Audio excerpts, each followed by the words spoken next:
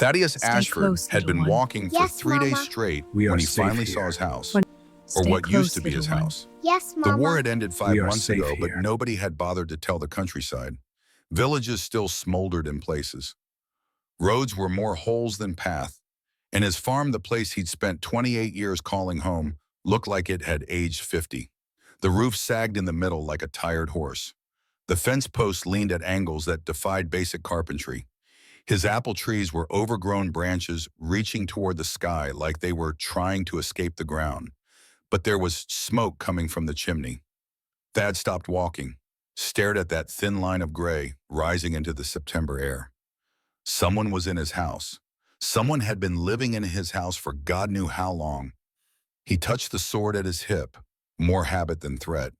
The war had taught him that most problems couldn't be solved by hitting them, but it helped to have options. The door opened before he reached it, and Thad experienced what scholars might call cognitive dissonance, but what most people would describe as the moment your brain looks at reality and says, absolutely not. Because standing in his doorway, wearing armor that had definitely seen better days, specifically days when it wasn't covered in dents, scratches, and what looked suspiciously like dried blood, was an orc.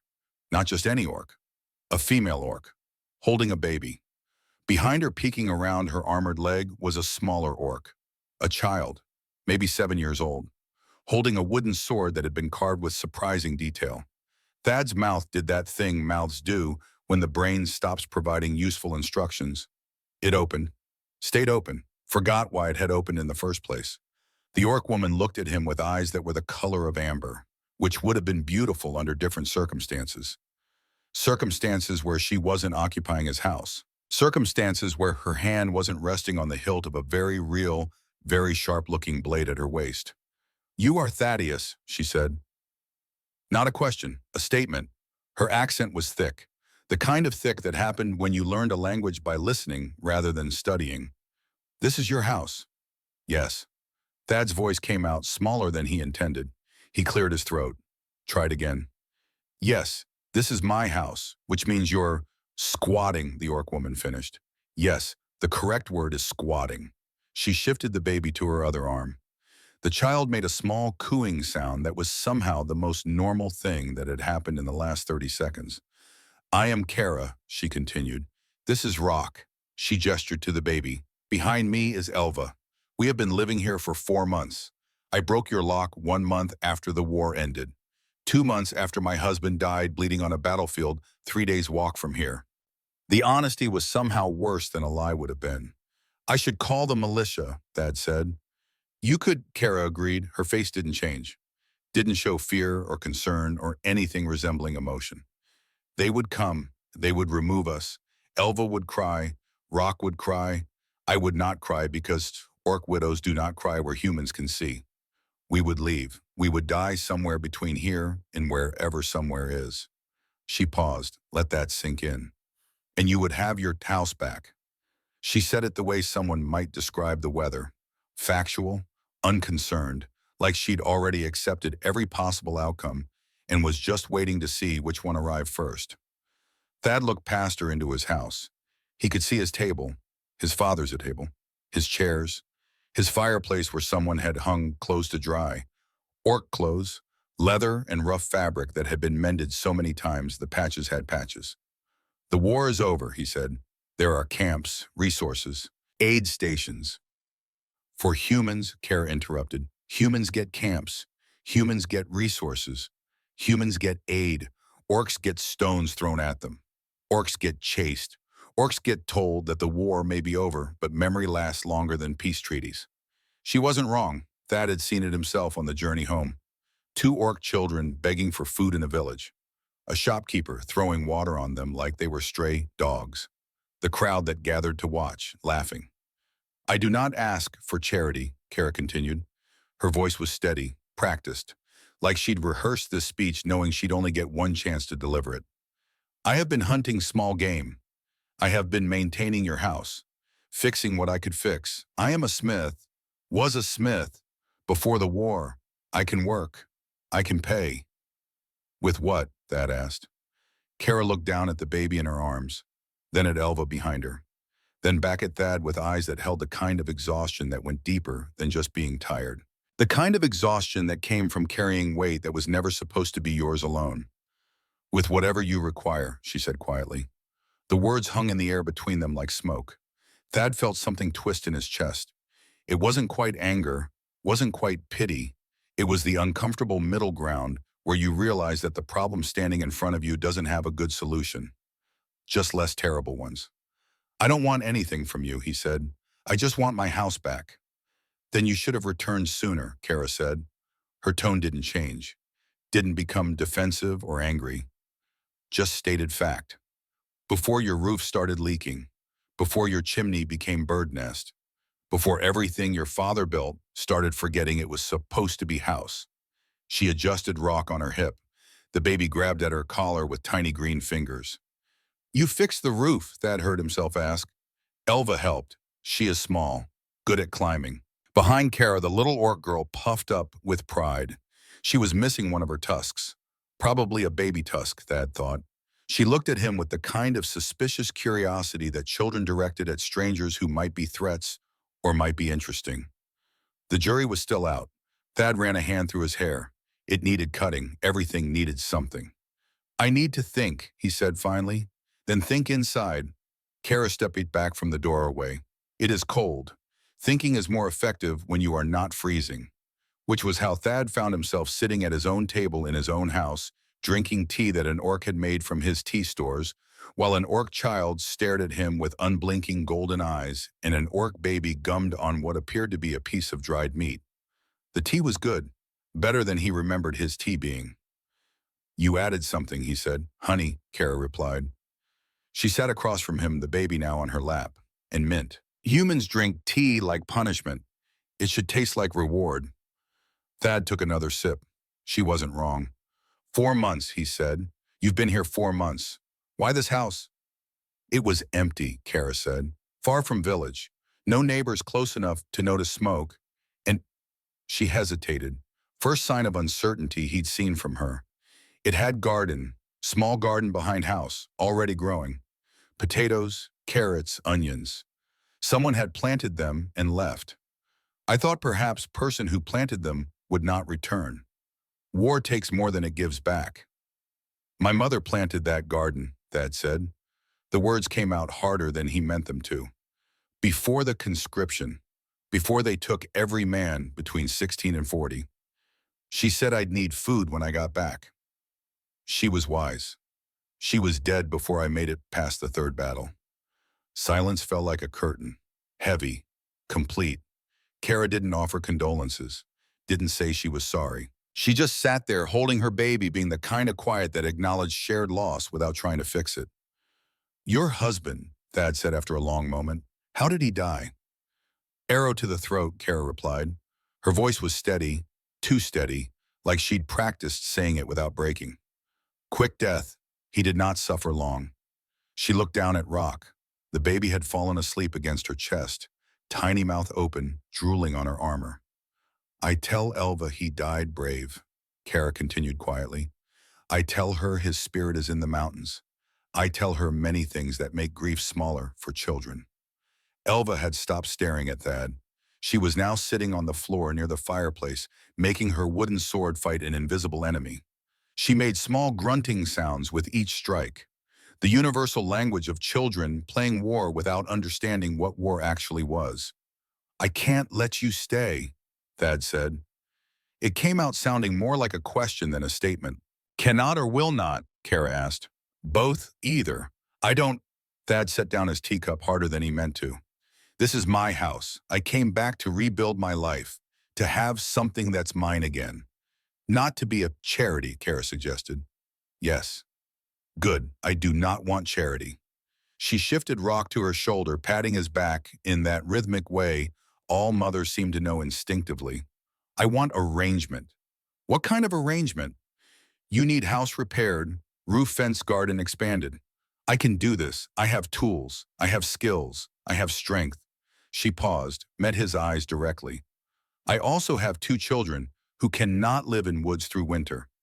Mountains are already cold. In 3 weeks, first snow falls. In 6 weeks, roads become impossible. Anything that cannot find shelter dies. Thad knew she was right. He'd seen enough frozen corpses during the war to understand exactly what winter did to the unprepared. So what, he asked. We just live together, a human and three orcs sharing a farmhouse like it's normal. Nothing is normal anymore, Kara said. Normal died with the first 1,000 soldiers. What we have now is what comes after normal. We can make it work or we can make it not work. Either way, choice is what matters. Elva suddenly appeared at Thad's elbow. She'd moved silently, which was impressive for a 7-year-old wearing leather boots. You have sad face, she announced in common that was rougher than her mother's. Like gravel in a cup. Like the cat we found. With her leg. It had sad face too. Until Mama fixed it. Then it had normal face. Elva, Kara said sharply. Manners. I have manners. I am using words, not biting. Words are polite biting. Thad felt something crack inside him. Not break, just crack. The way ice cracks when you step on it, but doesn't quite fall apart yet. He looked at this orc child who thought words were polite biting, at the baby drooling on his mother's armor, at Kara herself who sat at his father's table with the kind of dignity that came from having nothing left to lose but refusing to apologize for surviving. 1 week, Thad heard himself say. You can stay 1 week. That's it. That's all I'm offering. 1 week is better than no weeks, Kara replied. We accept.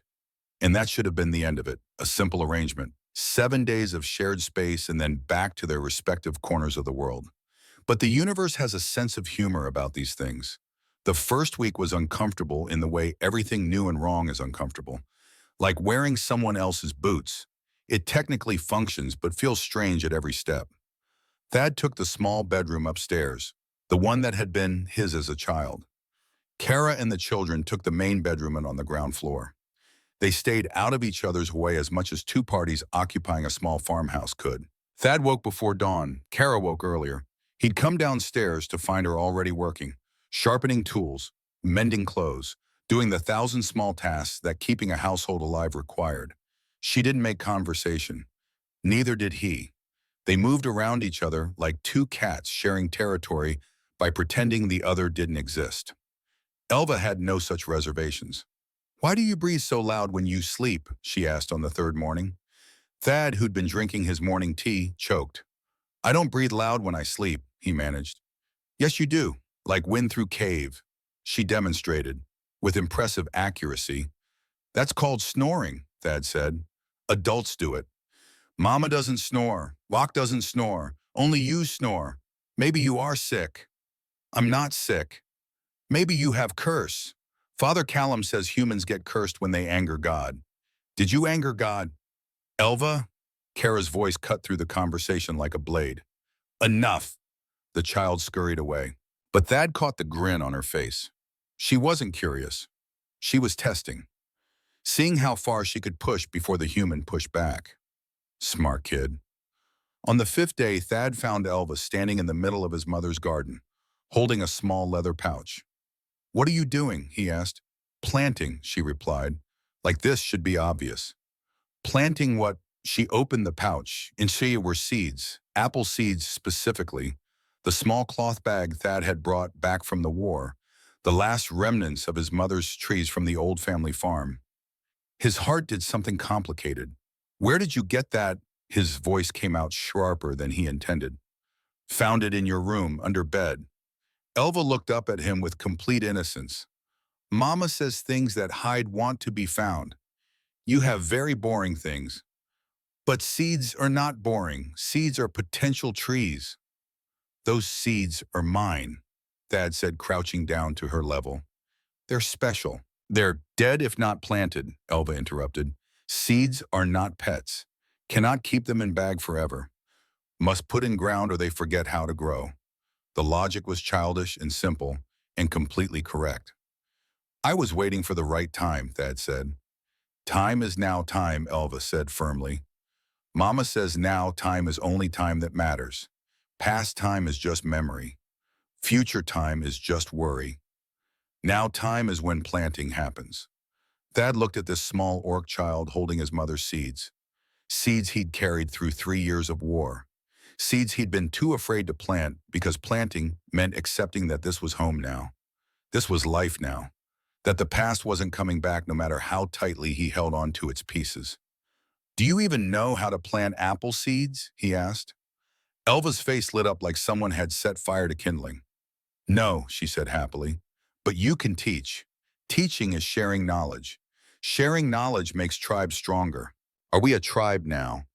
"We are," Elva struggled for the right word. "Housemates. Housemates is small tribe. Still counts." She thrust the pouch toward him. "Show me how to make trees," which was how Thad spent the next hour teaching an orc child the proper depth to plant seeds, how to space them so they didn't compete for nutrients, how to mark where each one went so you didn't forget and step on them, how to water without drowning, how to hope without expecting. Kara watched from the house. Thad could feel her eyes on them. When he finally looked up, she nodded once. A small acknowledgement. They were in the second week when the village found out. Meredith Holloway appeared first. She was Thad's nearest neighbor. Nearest being relative when you lived in scattered farmland. Her property was a 20-minute walk through the woods. She arrived carrying a basket of bread and curiosity in equal measure. "Thaddeus?" She embraced him with the enthusiasm of someone who genuinely believed he might be dead. "I heard you were back. We all thought, well, never mind what we thought. You're here, you're alive. That's what matters." "Thank you, Meredith." Thad tried to position himself in the doorway, a human wall between her and the interior of the house. "That's kind of you to bring bread." "Oh, it's nothing. Just wanted to check on you. Make sure you were settling in all right. Must be strange being back.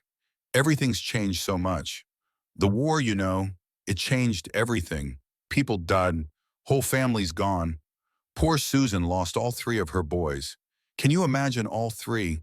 And..." She stopped talking because Elva had appeared behind Thad, ducking under his arm to see who was visiting. Meredith's face went through several expressions in rapid succession. Confusion, shock, horror. The kind of horror that came from seeing something that violated the fundamental rules of reality as you understood them. "That's..." Meredith's voice was barely a whisper. "That's an orc." "Yes," Thad said. "In your house, yes. There's an orc child, in your house. Her name is Elva," Thad said carefully. Meredith took a step backward, then another. The basket of bread hung forgotten in her hand. "Thaddeus," she said. Her voice had changed. Gone cold. "What have you done?" "I've made an arrangement." "An arrangement with orcs," Meredith's voice rose. "Thaddeus, they're..." She lowered her voice, like saying it quieter made it less true. "They're monsters." Elva tilted her head, studying Meredith with clinical interest. "I am not monster," she said in her gravelly common. "Monsters have 3 heads and eat villages. I have 1 head and eat porridge." "It talks," Meredith breathed. "She talks," Thad corrected. "And yes, because she's a person. Persons are human. Persons are whoever can think and feel and choose," Thad said. "Last I checked, that definition doesn't require specific skin color." Meredith's face flushed. "You always were too clever for your own good, Thaddeus. But cleverness doesn't change facts. Facts are that orcs killed our people. Facts are that your own mother died because of orc raids on supply lines. Facts are that having them in your house is my choice," Thad interrupted. "My house, my choice." "Then you're a fool." Meredith thrust the basket at him. "A fool who's going to get himself killed in his sleep by the same monsters who destroyed everything we knew." She turned and walked away, her stride quick and angry, not looking back. Elva watched her go with thoughtful eyes. "She has big fear," the child observed. "Fear makes people say not true things." "Sometimes," Thad agreed. "Did my people kill her family?" Thad looked down at Elva's serious face, at those golden eyes, at the wooden sword on her back that she carried everywhere because her mother had taught her that warriors were always prepared. "Probably," he said honestly, "just like my people probably killed yours." "That is sad circle," Elva said. "Everyone killing everyone. Nobody winning." "Yeah," Thad said. "That's what war is." By evening, everyone knew. Father Callum Reed arrived at sunset. He was a thin man with kind eyes and hands that trembled slightly. Whether from age or something else, Thad had never asked. He carried his book of prayers, but Thad noticed he kept forgetting to actually open it. "Thaddeus," Father Callum said carefully, "I've heard concerning reports. I'm sure you have. The village is unsettled. People are afraid. They're saying you're harboring enemies, that you've gone mad from the war, that you're betraying the memory of everyone who died." "And what do you think?" Thad asked. Father Callum was quiet for a long moment. His eyes drifted past the Thad to where Kara sat visible through the window, mending clothing by lamplight while Rock slept in a basket beside her. "I think," the priest said slowly, "that mercy is supposed to be hard, that forgiveness is supposed to cost something, that the scripture says to love your enemies, but doesn't specify what that love should look like in practice." He paused, let the silence build. "I also think you're either the bravest man I know or the most foolish. Possibly both. And which should I be? Whichever one helps you sleep at night." Father Callum finally opened his prayer book, flipped through pages without really reading. "The village will petition the council. They'll want the orcs removed, possibly punished. For what crime? For existing where they're not wanted." Thad felt anger rise hot in his chest. "Is that what we fought for 3 years of blood, so we could come home and keep spilling it for different reasons? War doesn't teach peace, Thaddeus. It just teaches more war, with longer pauses between." Father Callum closed his book. "I'll pray for you, for all of you. Prayer may not solve anything, but it's all I have to offer." He left before Thad could respond. That night, Thad sat at his table long after everyone else had gone to bed. He could hear Rock fussing upstairs, Kara's low voice singing something in Orcish. A lullaby, probably.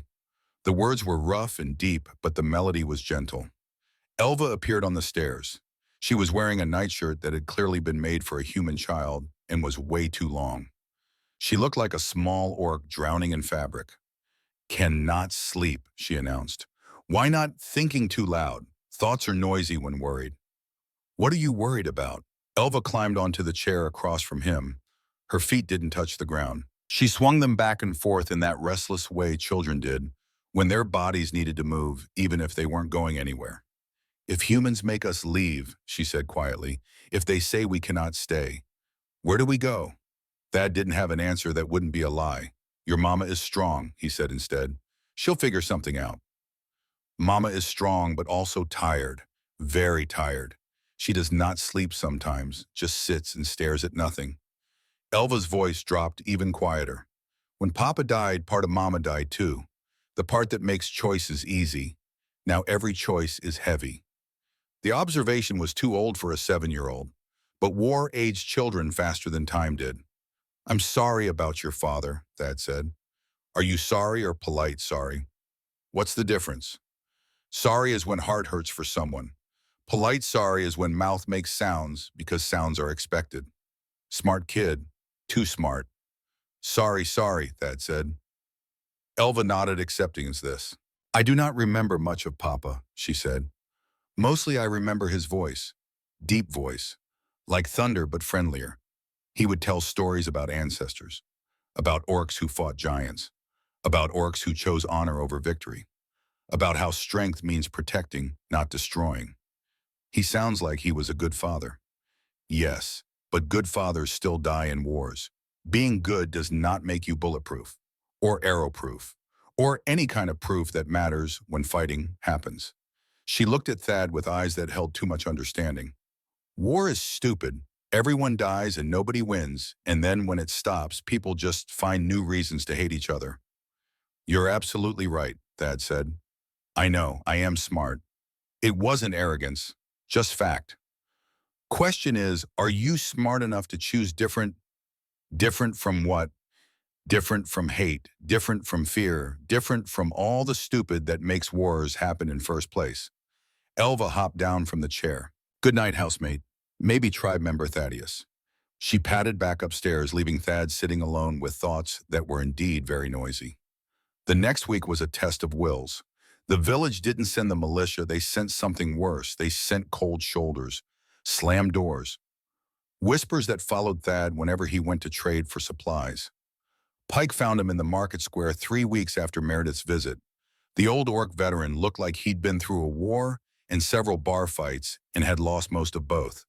He was missing his left arm, had scars crossing his face like a map of bad decisions, walked with a limp that suggested his leg and hip had violent disagreements about basic mobility. Pike hears things, the old orc said. He always spoke in third person.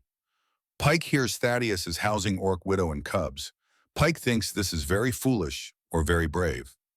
Everyone keeps saying that, Thad replied. Nobody's decided which yet. Pike knows which. Is both. Always both when doing right thing in wrong world. The old orc grunted. Pike also knows widow, knew her husband, fought beside him 3 battles before Arrow took him, was good orc, strong, smart, died protecting others when he could have run. Kara says he died quickly, Thad said. Kara lies to make child's grief smaller. He did not die quickly, took 6 hours, screamed most of it, but fought to live until medic arrived, fought to give message for wife. Pike spat on the ground. Message was tell her to survive. Tell her to choose life over honor. Tell her that being alive for cubs matters more than dying pretty for ancestors. Thad felt something heavy settle in his chest. She never mentioned that, he said. Would you, Pike asked, if person you loved most used their last breath to tell you to forget everything your culture values in order to keep breathing? The old orc shifted his weight, favoring his good leg. Being widow is hard for any species. Being orc widow is impossible. Orc widows are supposed to take warrior's blade and join him in death. Supposed to choose honor over survival. Kara chose survival. Village of orcs cast her out, called her coward, called her unworthy, because she wanted to stay alive for her children. Pike's one good eye fixed on Thad. So now she lives in human world that hates her, an orc world that has forgotten her. She is nowhere, belonging to nothing, keeping 2 children alive through sheer, stubborn refusal to die. Why are you telling me this? Thad asked. Because Pike sees how you look at them, like they are problem to solve. They are not problem.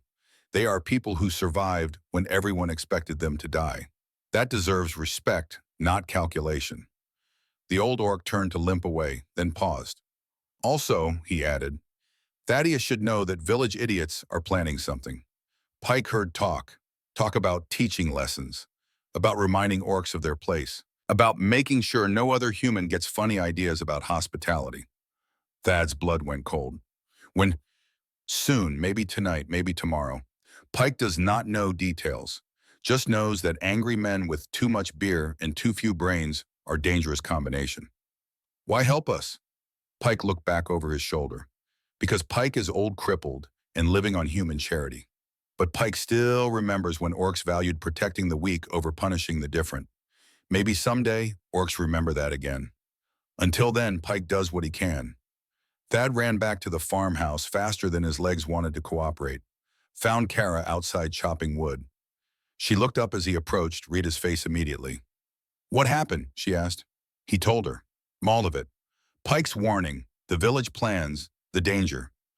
Kara set down her axe, wiped sweat from her forehead, looked at the house. Because somewhere in the last 3 weeks, Thad had started thinking of it as their house and hadn't noticed until now. We will leave, she said simply. Tonight, before trouble comes, we will take what we can carry and... No, Thad interrupted. No, you're not leaving. This is your home. This is your home. We are just... No, Thad repeated, firmer this time. This is your home because I'm saying it is, because I'm choosing it to be, because... He stopped, found the words he'd been avoiding. Because you belong here. Kara stared at him, really stared, like she was seeing him for the first time. Why, she asked quietly, why does this matter to you? We are nothing to you, strangers, enemies by birth, burdened by circumstance. You owe us nothing. I owe you everything, Thad said. You fixed my house. You planted my mother's seeds. You made a home in a place that was just empty rooms. You took something dead and made it alive again. He gestured around them. Look at this place. Look at what it was when I came back. Just structure. Just walls. Now it's home, Elvis said from the doorway. She'd been listening. Of course she'd been listening. Children heard everything adults thought was private. Is home now, she said. Not just house. Home is where people choose to stay, even when leaving is easier. Yes, Thad agreed. Exactly that. Kara's jaw tightened. For a moment, Thad thought she might cry. But orc widows don't cry where humans can see. She told him that the first day. What he hadn't understood until now was that it wasn't about pride. It was about control, about holding on to the last pieces of strength when everything else had been stripped away. If Village comes, she said finally, what will you do? I'll stand with you, Thad said, but you'll lead, because this is your fight, your choice, your strength. Kara's eyes widened slightly. You would let me lead, Thad interrupted. You've been leading since you got here. I'm just finally smart enough to follow. They came that night. Thad heard them before he saw them. Boots on gravel, low voices trying to be quiet and failing. The kind of noise that drunk confidence makes when it thinks it's being stealthy. 7 men, 8 if you counted the one hanging back like he wasn't sure he wanted to be there, but was too afraid to leave. Thad started toward the door, but Kara's hand on his shoulder stopped him. My fight, she said quietly. You stand beside, not in front. She strapped on her blade, checked the armor she'd kept oiled and ready, moved to the door with the calm of someone who'd faced worse and survived. Thad followed. Beside her, not ahead, the lead man was Garrick Brennan, blacksmith's son, big like his father, but none of the old man's wisdom, just shoulders and anger looking for purpose. We need to talk, Garrick said. He was trying to sound authoritative, official, like he had the right to be there. Then talk, Kara replied. Her voice was level, unafraid. Not out here, inside. We want to see the orcs. Want to make sure they're not, he struggled for words, not a threat. I am the orc, Kara said. You want to see threat, you are looking at her. Garrick blinked. Hadn't expected that. We want to see all of you. The children. Want to make sure. Make sure of what? Kara interrupted. Her hand rested on her sword hilt. Not threatening, just ready. Make sure my 7-year-old daughter is not secretly army. Make sure my infant son is not weapon. She stepped forward. The men stepped back. You come to my home. In darkness, with numbers and weapons, and you call me threat? Her voice didn't rise. Didn't need to. The quiet was more dangerous than shouting. I have killed 40 men in war, she continued. 40 men who tried to harm my comrades. I did not enjoy it, did not celebrate it, but I did it because that is what soldiers do. We protect. She looked at each man individually. So here is question, are you here to protect or to harm? Because if you harm, I will treat you like I treated those 40 men. If you protect, then we have no problem. Stefan the farmer who'd lost his son spoke up. His words slurred with alcohol. You, your people, killed our people. Killed my boy.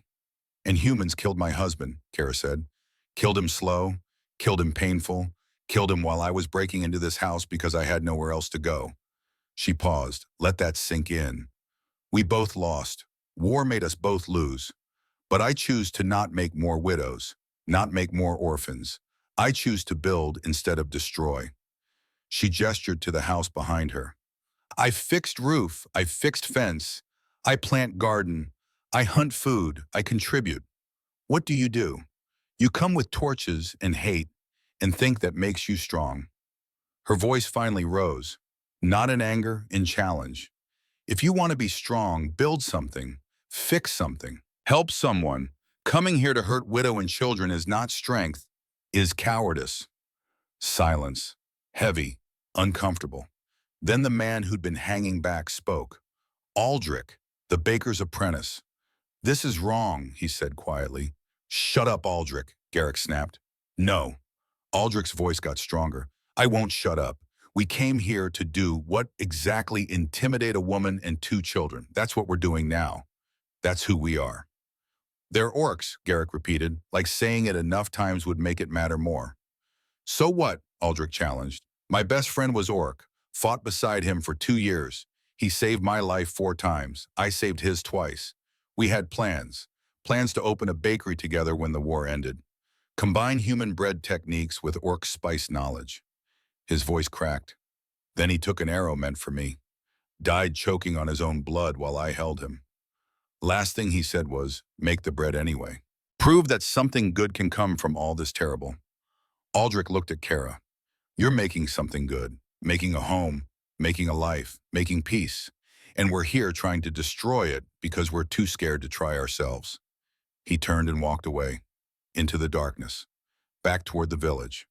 One by one the others followed, uncomfortable, ashamed, not quite meeting Kara's eyes, until only Garrick remained.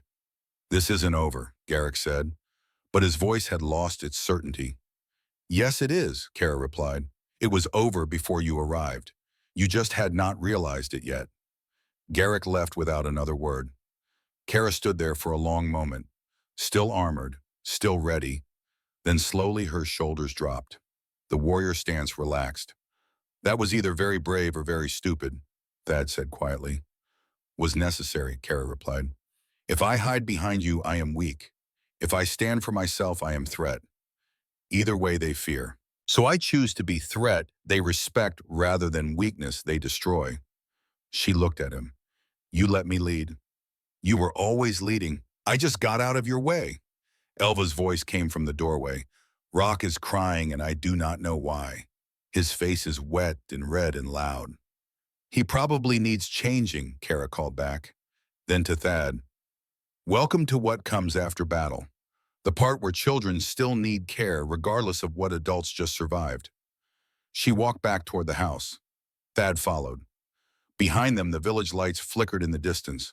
Tomorrow would bring new challenges, new resistance, new tests. But tonight they had survived. And Kara had proven that strength didn't need to hide behind anyone. Part 2. The first week of October brought cold mornings and colder stares. The village didn't exactly accept what had happened. They just stopped actively fighting it. It was that uncomfortable middle ground where people ignore what they can't control because confrontation costs energy they don't want to spend. Thad went to the market for supplies 3 days after the confrontation. The conversations didn't stop when he approached. They just got quieter, shifted topics, became about weather and crops instead of whatever they had actually been discussing. Meredith Holloway passed him without speaking, just a tight nod that acknowledged his existence without approving of it. Father Callum, though, stopped him near the church. "I heard what happened," the priest said. "The whole village heard." "I'm sure they did. Some are calling Kara brave.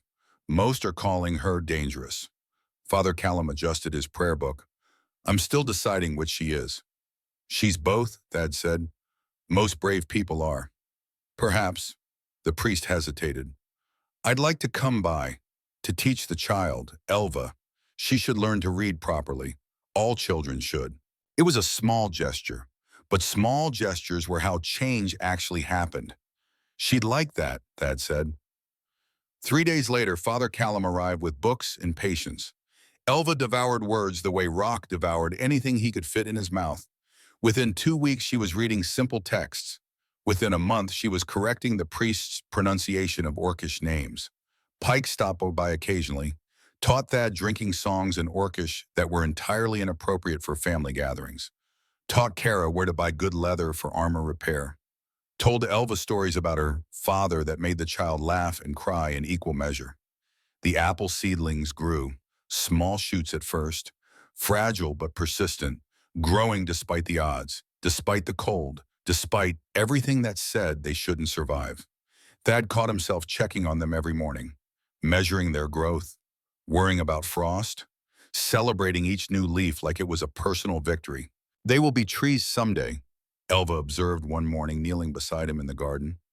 "Big trees, trees that make apples for many years." "If they survive the winter," Thad said, "they will survive. Seeds from warrior farmer always survive, is in their nature." "I'm not a warrior. You fought in war. You defend home. You choose hard path over easy path. That is warrior. Sword is just decoration." Thad laughed, actual laughter, the kind that came from the belly instead of polite obligation. "When did you become so wise?" he asked. "Was always wise. You were just too busy being sad to notice." Elva patted his hand with surprising gentleness. "Is okay. Sad takes time to leave. Like winter. Eventually spring comes, must just survive until then." But surviving winter turned out to be harder than any of them anticipated. It started with Elva. 5 days after the confrontation, she woke up screaming. Thad heard it from upstairs. The kind of scream that bypasses thought and goes straight to instinct. He was down the stairs and through Kara's door before he'd fully woken up. Elva was convulsing, her small body rigid, eyes rolled back, foam at the corners of her mouth. Kara held her daughter, trying to keep her from hurting herself, trying to stay calm, failing at both. How long? Thad demanded. 2 minutes, maybe 3. She woke with fever. Then this started. Rock was crying in his basket, terrified by sounds he didn't understand. I'll get the doctor, Thad said. No doctor will come, Kara said. Her voice was flat, empty of hope. Not for Orc Child. Then I'll make them. You cannot make them care. Kara looked up at him with eyes that held an ocean of helplessness. I have seen this before. In war. It's called brain fire. Fever that burns so hot, it makes body forget how to work. Most children die. No. Thad heard the word come out of his mouth, heard the absolute refusal in it. No. We'll figure something out. There has to be. There is medicine, Kara interrupted. Orc medicine, made from mushroom that grows only in deep caves. In mountains, but caves are 2 days' walk. And I cannot leave Rock. And you do not know which mushroom. And she stopped, looked down at Elva, who had stopped convulsing but was now burning hot to the touch. And she will be dead before either of us returns. The words fell like stones. Kara met his eyes. In hers, Thad saw something he'd never seen before. Not fear, decision. I will go, she said quietly. I know the caves. I know the mushroom. I can find it in 6 hours if I move fast. You can't leave Rock. I can leave Rock with you and Father Callum, but I cannot leave Elva to die when I have power to save her.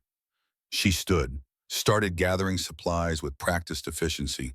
Weapons, rope, torches. The movements of someone who'd done impossible things before and survived. This is not your fight to have, Thad said. Kara stopped, looked at him. She is my daughter. That makes it mine. You can support me or you can stay out of my way. But you cannot stop me. Thad recognized the tone, the absolute certainty. This wasn't negotiable. Then I'm coming with you, he said. You'll need someone to watch your back in the caves, and I can move fast when I need to. Thaddeus, that wasn't a question. You're right that this is your fight, but we're a team now. That means we cover each other. Kara studied his face, looking for doubt, finding only determination. Father Callum will not agree to watch Rock, she said. He will, because I'm going to make him understand that this is what caring about people actually looks like. Thad ran through the pre-dawn darkness, pounded on the church door, until Father Callum appeared half asleep and confused. Thaddeus, what? Elva is dying. Brain fever. We need to get medicine from the mountain caves. You need to watch Rock. Father Callum blinked. Processing. I don't know how to care for a baby. Neither do I, but he needs to eat and be kept warm and not die. You can do that. Thaddeus, I can't. Yes, you can. Thad grabbed the priest's shoulders, looked him dead in the eyes. You preach about loving everyone, about caring for the least of these, about being your brother's keeper. This is your chance to prove you mean it. Father Callum's jaw worked. He looked old in the lamplight, tired, scared. Then he straightened. Go, he said. I'll take care of the child. I'll pray. And when you return, we'll all give thanks together. The journey to the caves was 12 hours of hell. They left before sunrise, moving fast through forest that was already showing signs of early winter. Frost on the ground, ice forming at the edges of streams, cold that bit through clothing and found skin. Kara led. She knew the paths, knew where to step and where to avoid, knew how to move through terrain that would have killed Thad if he tried it alone. He followed, kept pace, didn't complain when his lungs burned or his legs screamed or the cold made his fingers numb. They didn't talk much, didn't have breath to spare. But once 4 hours in, when they stopped to drink from a stream, Kara said, You did not have to come. Yes, it did. Why she is not your blood? Thad thought about that, about what made someone worth saving, about what made someone yours to protect. Because she planted my mother's seeds, he said finally. Because she believes in futures, because the world needs more people like her and fewer people like me. You are a good person, Thaddeus. I'm a person trying to be good. There's a difference. Trying is what matters. The caves appeared as the sun reached its peak. Dark mouths in the mountainside, 3 of them, each leading into different tunnel systems. Middle one, Kara said, goes deepest, where mushroom grows. They entered darkness. Kara had brought torches. The light pushed back shadows but never quite defeated them. The cave breathed around them, dripped, echoed with sounds that might have been water or might have been something else. Stay close, Kara said. Things live in these caves, things that hunt. What kind of thing? The kind that make orcs afraid. They descended, down through passages that got narrower, colder, damper. The air tasted like minerals and age. Thad's torch started to sputter, the flame getting smaller as oxygen thinned. How much farther, he asked. Not far, chamber ahead, where mushrooms grow. The chamber was vast, cathedral-sized, the ceiling lost in darkness above them. And covering the walls glowing faintly with bioluminescent light were mushrooms, thousands of them, in dozens of varieties. Which one? Thad asked. Kara moved along the wall, studying, searching. Her fingers traced patterns only she could see. Then she stopped. This one. Blue caps, white stems, smells like earth and rain. She started harvesting.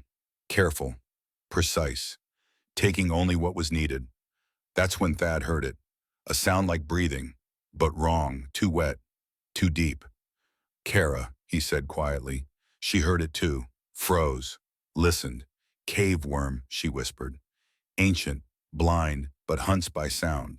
Do not move. The breathing got closer. Thad could smell it now, rot and mold, and something older than names. He couldn't see it. The darkness was too complete, but he could feel it. The displacement of air, the vibration in the ground. Something massive moving through the dark. His hand went to his sword, slowly, carefully. Kara shook her head, mouthed the words, cannot fight. Too big. The thing passed within 10 feet of them. Thad caught a glimpse, scales the color of stone, body as thick as a tree trunk, length impossible to determine in the darkness. It paused, tested the air with sounds Thad felt more than heard. Kara's hand found his, squeezed once. A message. Stay still, stay alive. The worm moved on, back into the deeper darkness, hunting for prey that made noise. They waited. 5 minutes that felt like hours, until the breathing faded, until only the drip of water and the sound of their own hearts remained. Do you have enough? Thad whispered. Yes. Then let's get out of here. The journey back was brutal. They moved as fast as the terrain allowed, but exhaustion was setting in. Thad's legs felt like they might give out. Kara's breathing was labored, but they pushed, because somewhere ahead, a 7-year-old girl was dying, and they carried the only thing that could save her. They reached the farmhouse 3 hours past midnight, 18 hours since they'd left. Thad had never been so tired in his life. Father Callum met them at the door. His face was drawn, exhausted. She's still breathing, he said. Barely. Kara didn't stop, didn't speak, just moved past him into the bedroom where Elva lay. The child looked smaller than Thad remembered, fragile, like she was already half gone. Kara worked to go in quickly, crushed the mushrooms, mixed them with water, made a paste that she spread on Elva's forehead, chest, wrists. Then she lifted Elva's head, spooned the mixture into her daughter's mouth, forced her to swallow. How long? Thad asked. Minutes or never. Kara's voice was empty. Either medicine works or it does not. Either she lives or she didn't finish the sentence. They waited. Father Callum prayed, quiet words in Latin that Thad didn't understand but appreciated anyway. Rock slept in the priest's arms, unaware that his sister was fighting for her life. Thad stood against the wall watching Kara hold Elva, watching this warrior woman who'd refused to cry, who'd survived everything war and fate had thrown at her, finally break.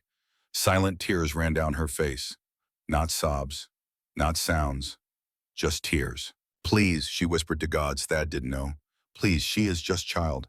She has done nothing. If you must take someone, take me. But let her live. Please let her live. 10 minutes passed. Elva's breathing stayed shallow, rapid, failing. 20 minutes. No change.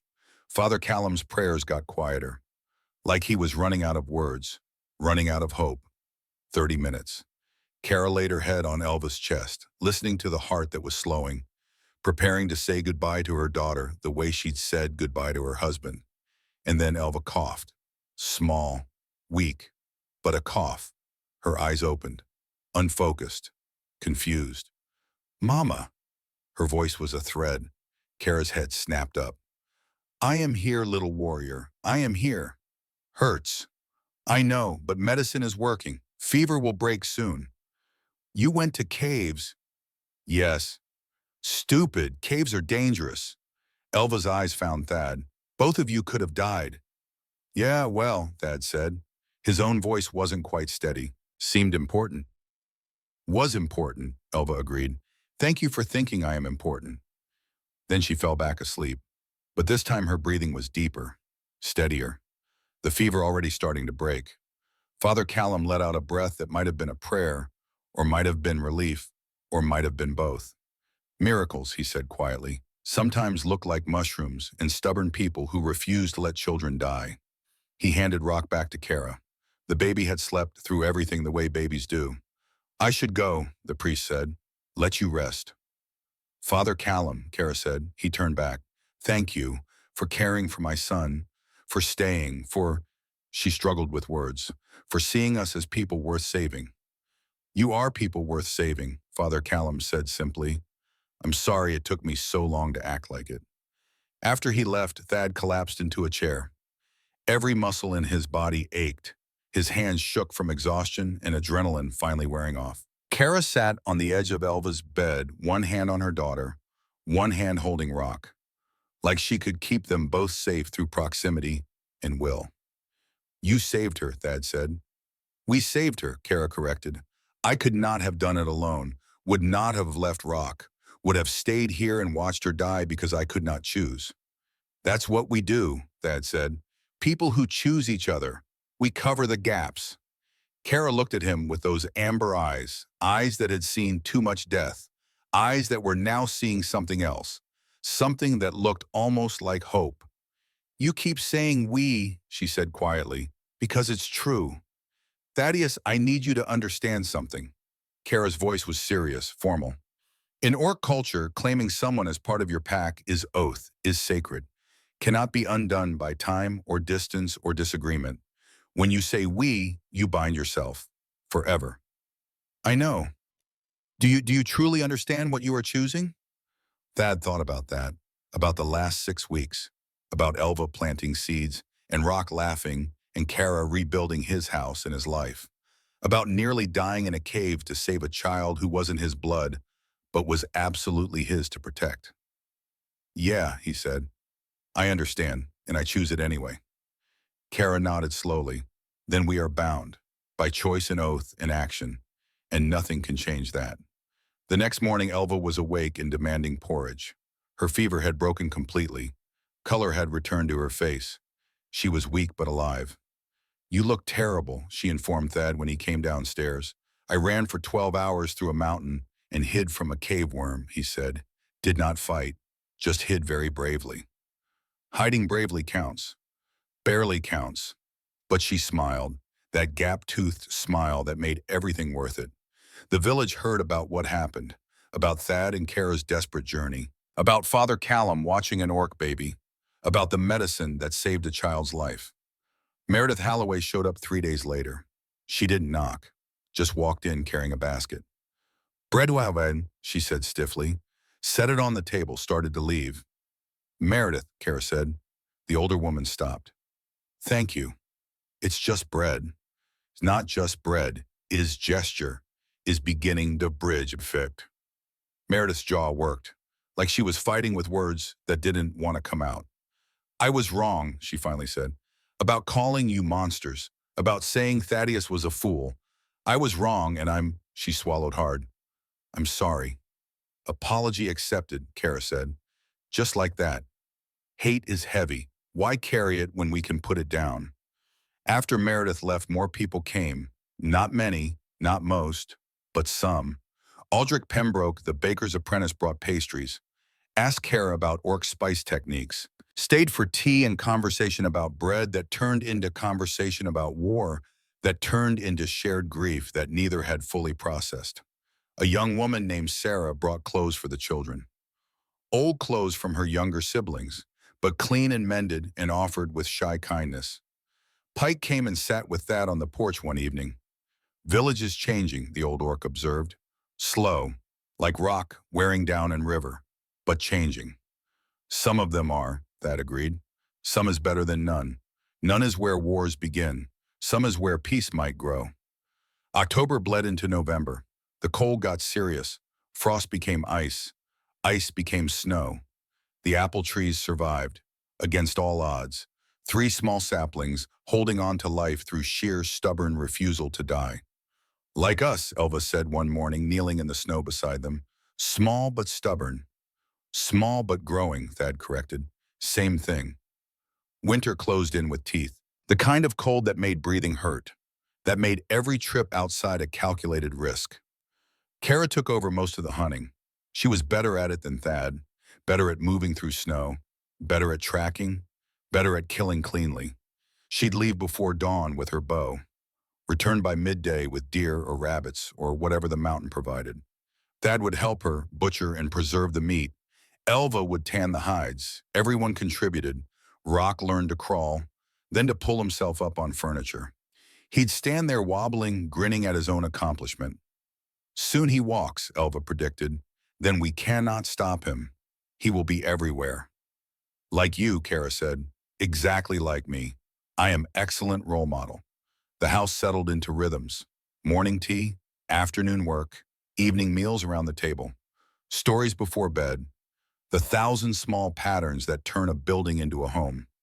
Thad caught himself thinking of it as their home more and more often. Not his house where they stayed. Their home. All of them. December arrived with the year's first serious snow, 3 feet in one night. Enough to bury the garden. Enough to make the roads impassable.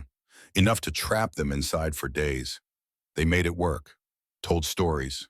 Played games. Elva practiced her reading. Rock practiced his crawling. Kara worked leather. Thad carved wood. On Christmas Eve, they exchanged gifts. Elva had made something, a wooden carving. 4 hands clasped together in a circle.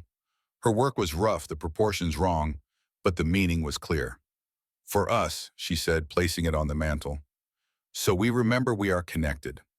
Kara gave Thad armor, a vest of leather she'd worked on for weeks, cured and treated and reinforced with techniques she'd learned as a military smith.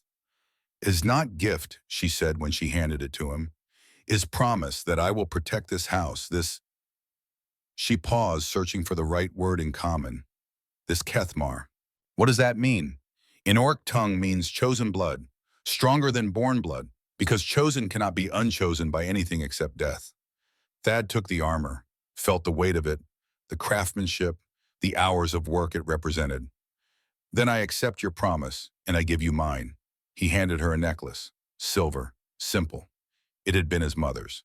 You don't have to wear it, he said, but I wanted you to have something that showed you are not just staying here, you belong here. Kara took the necklace, held it like it was made of light instead of metal. In orc culture, she said quietly, gifts of metal between warriors mean alliance, mean we fight together, protect together, share fate. Then I guess that's what it means. She put it on. It caught the firelight, glinted silver against her green skin.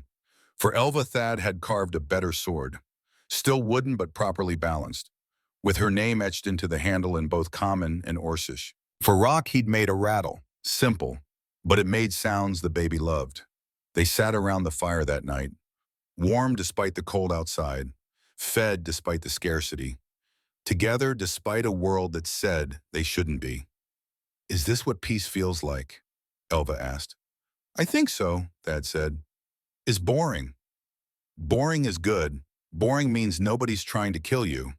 I like boring, Elva decided. We should do boring more often. Just past midnight, there was a knock at the door. Thad answered it, sword in hand. Old habits. Garrick Brennan stood in the snow, alone, unarmed. His face was pale, desperate. I need help, he said. Every muscle in Thad's body tensed. If this is another, My sister Bryn, she's missing. Ran away 2 days ago. I think she's in the forest. But the snow, the cold, I have been searching, but I can't find her." His voice broke. "Please, I know I don't deserve to ask. I know what I did. But she's 14. She's just a kid. And I can't lose her too." Kara appeared behind Thad, took in the scene. Read Garrick's desperation. "How long has she been gone?" she asked. "2 days, maybe 3. She left after we fought. She was angry and Garrick's voice cracked. "I said terrible things about you, about orcs, about how weak I was for not driving you out. And now she's out there and I can't find her and—" "We will find her," Kara said. "We," Thad turned to her. "Kara, it could be a trap." "Could be," she agreed. "But child is child. Orc or human does not matter. If she is in forest, she dies tonight. We cannot let that happen." She looked at Garrick. "Not with forgiveness, but with understanding. You will come. You will show me where you have searched. We will find her. Together." Garrick's knees almost buckled with relief. "Thank you. Thank you. I'll do anything. You will help search," Kara said firmly. "That is all I need." She turned to Thad. "You stay with children. Keep them warm. I will return by dawn." "Kara, you can't go out there with him alone." "I will not be alone. Pike will come, and Garrick will behave because he knows if he tries anything, I will leave him in snow and find girl myself." She grabbed her winter gear, her weapons, moved with the efficiency of someone who'd done this before. At the door she paused, looked back at Thad. "This is what we are now," she said. "People who save children. All children. Even when it is hard, even when it is dangerous. Because that is what Kethmar does." Then she was gone into the snow with Garrick following behind her, leaving Thad alone with 2 sleeping orc children and the growing realization that Kara didn't need him to be strong for her. She needed him to trust that she was strong enough on her own. He went to the window, watched her disappear into the white darkness, and he did something he hadn't done since his mother died. He prayed. Part 3. Dawn came slowly, reluctantly, like the sun itself wasn't sure it wanted to see what the night had brought. Thad hadn't slept, had spent the hours keeping the fire going, checking on Elva and Rock, and staring out the window at snow that kept falling, erasing tracks, erasing hope. Elva woke first, found him at the window. "Mama is not back," she observed. "Not yet. She will come back. Mama always comes back." "How do you know?" "Because she promised, and Mama does not break promises." Elva climbed onto the chair beside him. "Also, she is too stubborn to die. Death would have to fight her. Death would lose." Despite everything, Thad smiled. They appeared just after sunrise. 3 figures moving through the snow, Kara in the lead, Pike beside her, and between them supported by both a small figure wrapped in Kara's cloak. Thad had the door open before they reached it. Bryn Brennan was 14, pale, half frozen. Her lips were blue, her hands were white, but she was breathing. "Inside," Kara said. Her own lips were cracked from cold. Ice clung to her hair. Hypothermia, need warmth, slowly. They brought Bryn to the fire, wrapped her in blankets. Kara worked with practiced efficiency, rubbing circulation back into the girl's hands and feet, forcing warm broth between her lips.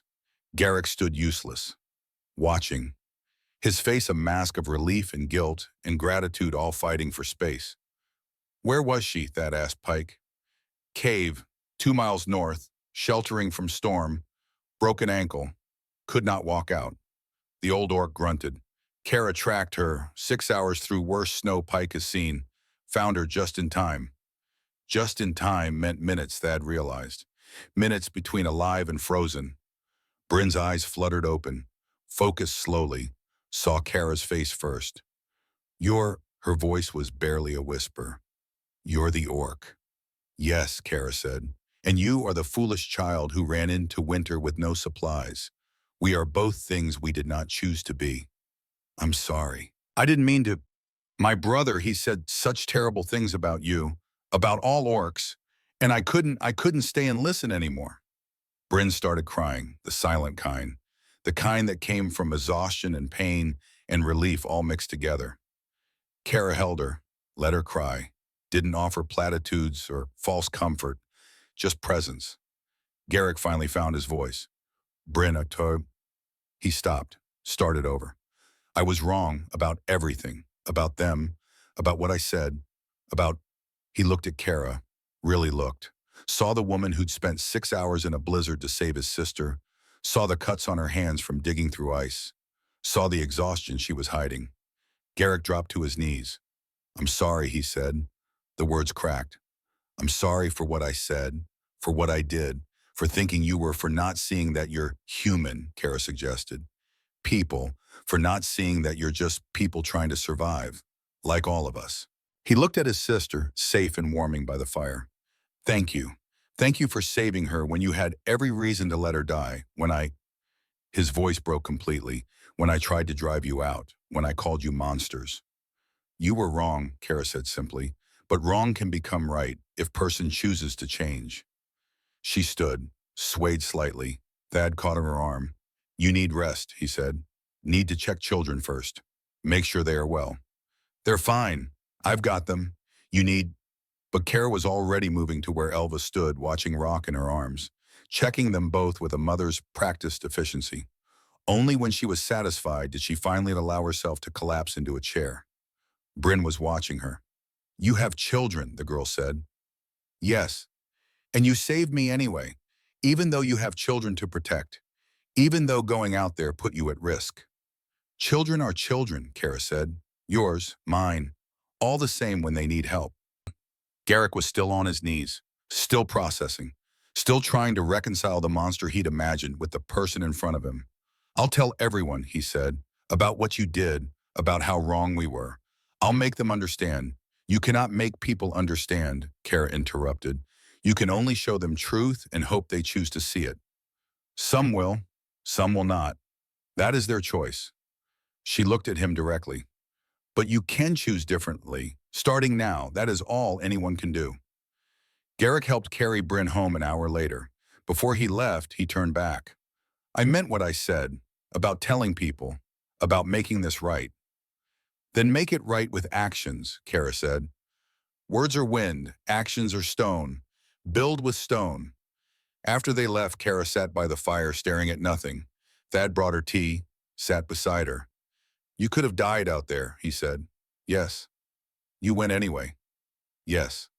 Why, after everything Garrick did, everything he said. Kara was quiet for a long moment. Because child is not responsible for brother's hate. Because letting her die would make me monster they think I am. Because, she paused, because I want my children to grow up in a world where people save each other. Only way to make that world is to be person who saves. Even when hard. Especially when hard. Thad sat beside him. You didn't need me. Needed you to trust me, Kara said. To let me be strong. That is different kind of need, but important one. She looked at him. You stayed with children. You kept them safe. You let me do what I needed to do. That is partnership. Not you saving me, not me saving you. Us supporting each other to be who we need to be. January came with ice and isolation. The roads became impassable. The village might as well have been on the moon for all the contact they had with it. They were alone, the four of them, surviving on stored food and hunted game and the stubborn refusal to let winter win. But something had shifted, some fundamental thing. The house felt different now, warmer, not from the fire, from the people in it. Elva taught Rock to stand. The baby would pull himself up on furniture, wobble, fall, try again. Patient determination inherited from his mother. Kara stopped wearing her armor inside. Just regular clothes, leather and wool and fabric that had been mended so many times it was more patch than original material. You don't need it anymore, Thad asked one evening. Do not need to be warrior every moment, Kara said. Can be just mother, just person. Armor is for protecting against enemies.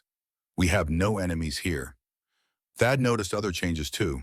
Small things, the way Kara hummed while working, the way Elva called the house our home instead of your house, the way Rock crawled to Thad first thing in the morning, arms up demanding to be held. The way it all felt right, normal, like this was how things were always supposed to be. February brought the first signs of thaw. The snow started melting. Roads became visible again. The village became reachable. Meredith was the first visitor. She brought bread and news. Garrick's been talking, she said, about what Kara did, about Bryn. Half the village thinks he's gone soft. The other half is starting to wonder if maybe we were wrong. She looked at Kara. I'm in the second half, for what it's worth. More visitor errors came. Slowly, cautiously. People who wanted to see for themselves. People who brought small gifts. People who stayed for tea and left with their assumptions challenged. Not everyone changed. Some people held on to hate because it was easier than admitting they'd been wrong. But enough changed. Enough that the whispers shifted from monsters to the widow and her children. Progress measured in inches. But progress. In March, 2 more orc families appeared. Zara, a widow with 3 children, and an elderly orc couple, the husband missing a leg from the war. They'd heard about Kara, about a place where orcs could live without hiding. They came asking for sanctuary. The village council called an emergency meeting. Thad went. Kara insisted on coming too. The meeting hall was packed. Every family in the village, standing room only, the air thick with tension and old fears and new possibilities all fighting for dominance. Garrick stood and spoke first. I was wrong, he said, his voice carried, strong, clear. I led the mob to drive them out. I called them monsters. I was wrong about all of it. And when my sister nearly died, it was Kara who saved her. Not because she had to, not for reward, but because that's who she is. He looked around the room. We can keep hating, keep seeing enemies, or we can see what's actually in front of us. People who work, who contribute, who save our children when they're in danger. Aldrich Pembroke stood next. My best friend was an orc, died saving me. I've spent 2 years hating myself for living while he died. But then I met Kara and Elva, and I realized he'd want this. Want us to prove that something good could come from all the terrible. One by one voices rose, some against, some for. The village split almost down the middle. Then Father Callum stood. I watched an orc baby while his sister fought for her life, the priest said. I've taught an orc child to read. I've broken bread with people who don't look like any people I expected. And I've learned something. He paused, let the silence build. God doesn't care what color your skin is. God cares what's in your heart. And I've seen more faith, more hope, more love in that small farmhouse than I've seen in this village in years. His voice got stronger. So here's what I propose. We vote, simple majority. Do we allow these families to stay, to work, to contribute, or do we send them back into the cold to die because we're too afraid to change? The vote was called, 24 in favor, 17 against. The 2 orc families were allowed to stay, but there were conditions. They had to work, had to contribute, had to prove their worth. As if anyone's worth needed proving, Thad thought bitterly. But it was progress, imperfect, insufficient, but progress. Kara helped the new families find places to live. Abandoned buildings on the edge of the village. Not ideal, but better than freezing in the forest. She taught them to hunt, to preserve food, to navigate the complicated politics of living among humans who didn't quite trust them yet. You've become their leader, Thad observed one evening. Have become person they ask questions, Kara corrected. Is different thing. Not that different, she smiled. Perhaps, but leading is just helping, and helping is what we do. April brought crisis, a sickness swept through the village. Started with the children. High fever, rashes, delirium. The village doctor was baffled. Tried everything he knew. Nothing worked. 12 people fell ill. 3 died. Panic set in. People started talking about quarantine, about burning the infected houses, about desperate measures born of desperate fear. Kara recognized the symptoms. Irot fever, she told the village council. Rare, but orcs know it. Have medicine for it. What kind of medicine? The doctor demanded. Swamp herb. Grows in deep marsh 3 days' walk from here. Marsh is dangerous, full of creatures that hunt, but herb cures fever. And we're supposed to just trust you, someone shouted. Orc medicine on our children. You can trust or you can bury, Kara said flatly. Those are choices. The council voted, barely, 13 to 12. To let Kara try to, she organized an expedition herself, Pike, Zara, the other orc widow, and Thad, who started to volunteer but stopped when Kara shook her head. You stay with Elva and Rock, she said. They need you here. You'll need backup. I have Pike and Zara. We are enough. She touched his arm. Trust me to do this. Trust that I do not need you to come save me. Trust that I can save others. It was the hardest thing Thad had done. Watching her leave, knowing the dangers, knowing he couldn't help. But he stayed, watched the children, kept the house running, proved that support didn't always mean fighting beside someone. Sometimes it meant holding down the home front so they could go fight. They returned 3 days later, exhausted, wounded, but carrying bags of herbs. Kara had a gash across her shoulder. Zara was limping. Pike looked like he'd aged 10 years. Marsh Drake's was all, Kara said. We survived. Herbs work. That is all that matters. She prepared the medicine herself, a tea brewed from the herbs, bitter, foul-smelling. But within hours, the fever started breaking. Within a day, all 12 patients were recovering. The doctor stood in Thad's kitchen, watching Kara work, his face a study in conflicting emotions.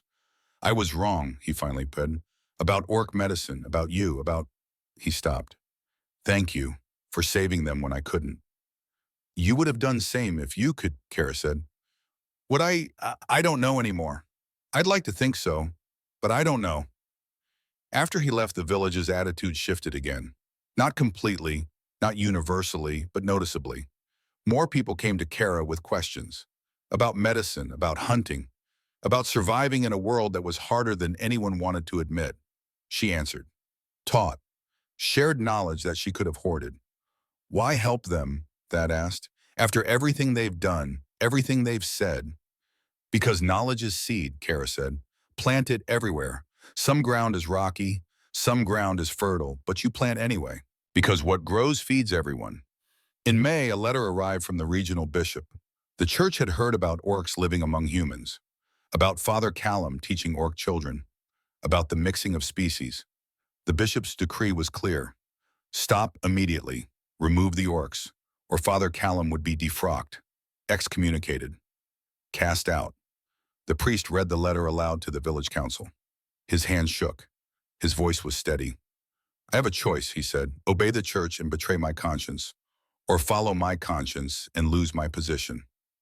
He looked around the room, at Kara, at the orc families, at the village that had slowly, painfully started to change. I became a priest to serve God, and I believe God wants us to love each other.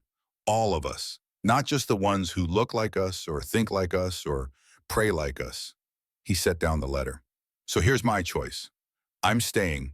I'm continuing to teach any child who wants to learn. I'm continuing to minister to any soul that needs comfort, orc or human, and if the church wants to cast me out for that, then I'll serve God without them.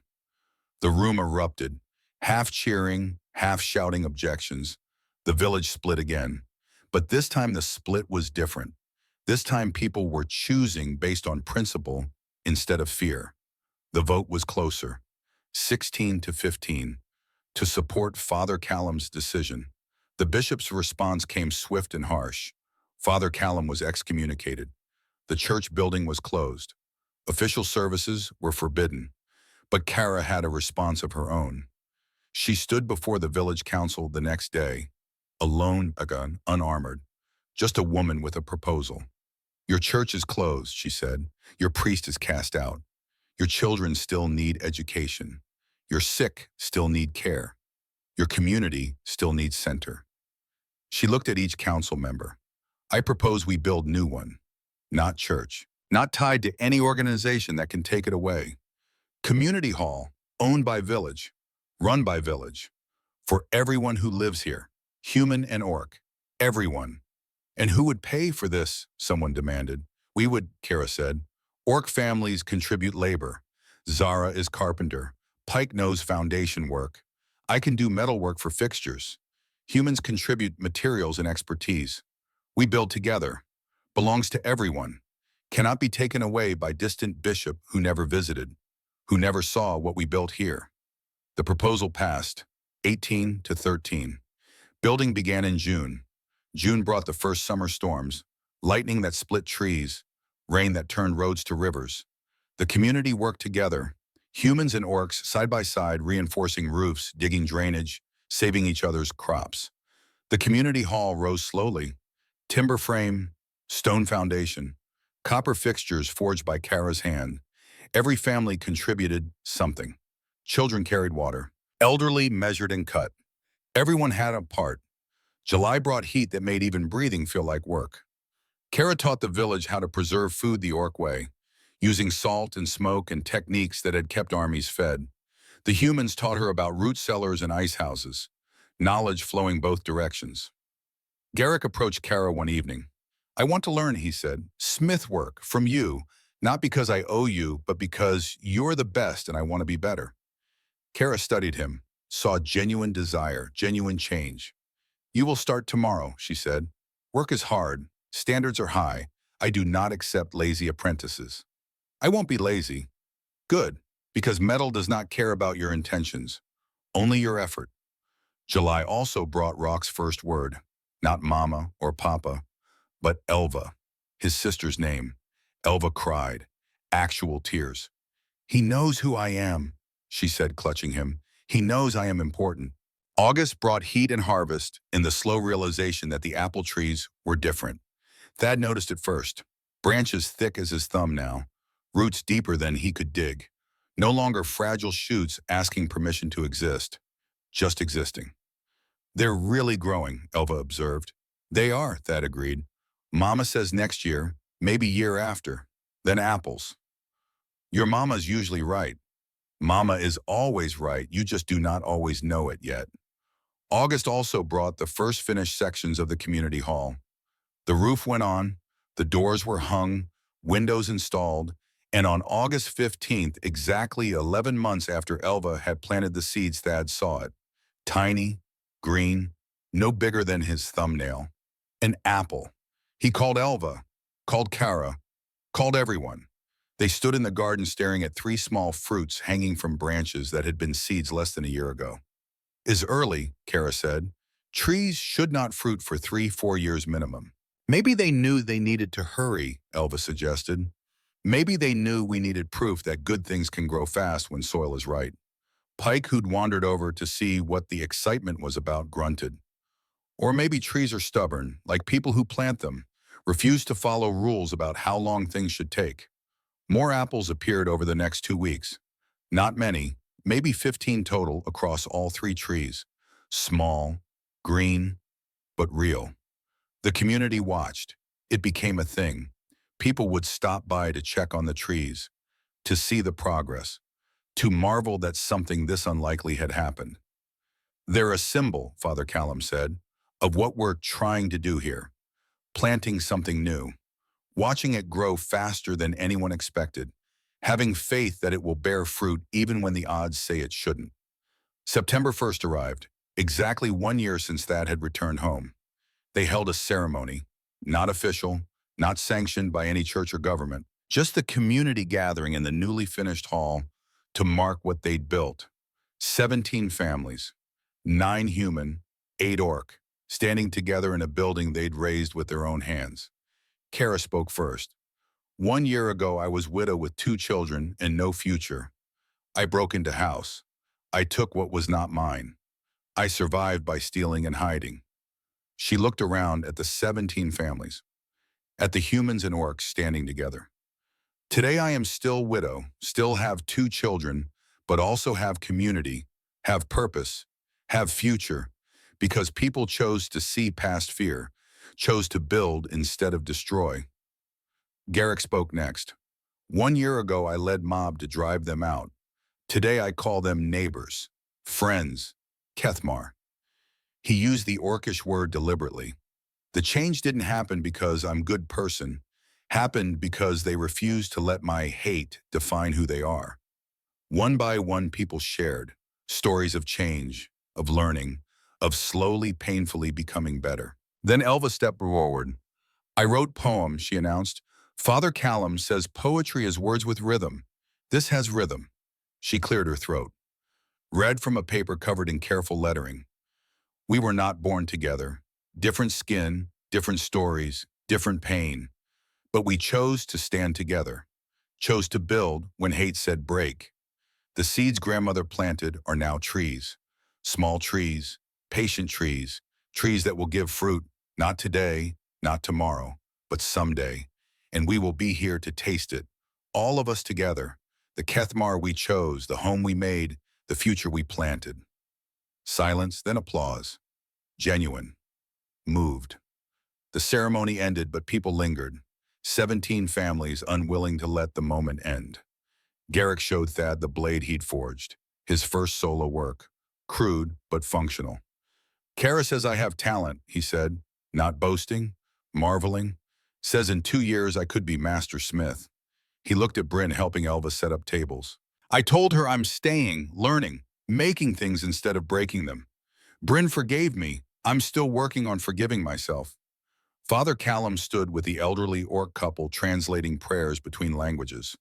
No robes now, just simple clothes. But his smile was wider than Thad had ever seen. I thought losing the church would break me, he said quietly. Turns out I found God when I stopped looking in buildings. Aldrich's bakery cart arrived pulled by Pike. The old orc had insisted on helping his one arm managing the ropes with practiced ease. Pike says bread is too good to miss, Aldrich translated. Also says if Baker keeps making orc spice bread, this good orcs will get soft and lazy. He grinned. I'm taking that as a compliment. Pike himself sat with the children, teaching them a game involving stones and complicated rules that seemed to change whenever he was losing. Elva accused him of cheating. Pike accused her of not cheating creatively enough. Rock laughed at both of them, understanding nothing except joy. Zara approached Kara, carrying her youngest. I have news, she said. The northern villages, 3 more orc families asking if they can come here, asking if the stories are true, if there is really a place where, her voice caught, where widows are allowed to be more than ghosts. Kara looked at Thad, a question in her eyes. He nodded. We'll make room. We always make room. As evening fell and families began to drift home, Kara stood in the garden, hands in the soil, planting late-season herbs. Working. Always working, because stopping meant remembering everything she'd lost. Thad found her there, dirt under her nails, sweat on her brow. You don't have to keep working, he said. The day is done, you can rest. Cannot rest when there is still growing to do, Kara replied. Plants do not care about ceremonies. They need tending. Thad knelt beside her, started helping, working in comfortable silence. After a while, Kara spoke. Do you regret it letting us stay? Choosing this? I regret many things, Thad said. I regret the war. I regret my mother never seeing this. I regret that it took me so long to understand what she was trying to teach me when she planted that garden. He touched one of the small apples. Green. Hard. Weeks away from being ripe. But I don't regret you. Don't regret Elva and Rock. Don't regret learning that strength looks different than I thought. That family is choice. That home is what you build, not what you're born into. Kara was quiet for a long moment. Then, in orc culture, there is saying, Geshkar Thrum, means garden that grows from ash. That's what we are. That is what we made, you and I. From war and loss and pain, we planted, we tended. And now, she gestured at the valley, at the lights appearing in 17 homes, at the community that shouldn't exist but did. Now garden grows. From the house, Elva's voice carried out, Rock is trying to eat my book again. Mama, he has no respect for literature. Kara smiled. Should go, before daughter kills brother. Before son eats all knowledge in the house. Thad agreed. They walked back together, to the noise, the chaos, the beautiful messy reality that looked nothing like what either of them had expected, but was exactly what both of them needed. Night fell completely. The families dispersed to their homes. Lights appeared in windows across the valley. 17 points of warmth against the dark. In the garden, the apple trees stood silent. 11 months old, barely taller than Elva, carrying fruit that wouldn't be ready for weeks yet. But they were there. Roots in earth that had been empty, branches reaching up when everything said to stay down. Thad stood at the window watching the valley settle into sleep. Kara found him there, stood beside him without speaking. Your husband told you to choose life, Thad said quietly. Do you think he knew what that would mean, what you'd build? He knew I was stubborn, Kara said. Knew I would not give up, but know what I would create. She shook her head. No, nobody could know, not even him, not even me. She looked at the valley, at everything they'd built. But he knew something important. Knew that life is not just breathing, is building, is planting, is making future even when present is terrible. Thad's hand found hers. He was a smart man. He was. But he did not know you. Did not know that human farmer would choose differently. Would choose us. Would help me build this. From the bedroom they could hear Elva reading to Rock. A story about warriors who learned that protecting was stronger than destroying. Her voice was serious, earnest, determined to teach her brother the lessons she'd learned. Do you think they'll remember? Thad asked. Rock's so young. Elva's only 8. Will they remember how hard this was? How close we came to failing? They will remember what we teach them, Kara said. Not through words, through actions. Through showing them that when world says no, you can build yes. When people say impossible, you plant seed anyway. She squeezed his hand. That is what your mother taught you. With garden, with seeds she knew she might not see grow. That is what we teach them. With this. She gestured at the valley. With community that should not exist. With trees that fruit too early. With proof that stubborn hope is stronger than reasonable doubt.